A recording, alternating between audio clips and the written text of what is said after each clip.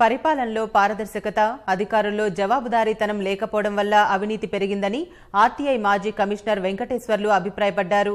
జలవిహార్ వద్ద youth for anti corruption సంస్థ ఆధ్వర్యంలో అంతర్జాతీయ అవినీతి నిరోధక దినోత్సవం నిర్వహించారు. అవినీతిని అంతమొందించాలని యూత్ ఫర్ యాంటీ కరప్షన్ సంస్థ సభ్యులు పరుగు నిర్వహించారు. అవినీతి రహిత సమాజం నెలకొల్పడమే తమ లక్ష్యమని నినదించారు.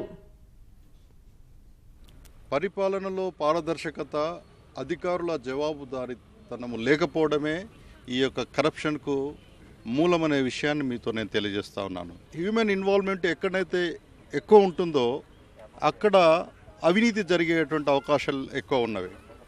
మనము ప్రతి పేపర్ కూడా ఆన్లైన్లో ప్రపంచంలో ఎక్కడున్నా మనం చూసుకునేటువంటి పరిస్థితి ఉన్నట్లయితే ఈ యొక్క హ్యూమన్ ఇన్వాల్వ్మెంట్ తక్కువగా ఉంటుంది. అప్పుడు మనకు అవినీతిని నిర్మూలించడానికి చాలా ఉపయోగపడినట్లుగా ఉంటుందని కూడా నేను మనవి చేస్తా ఉన్నాను.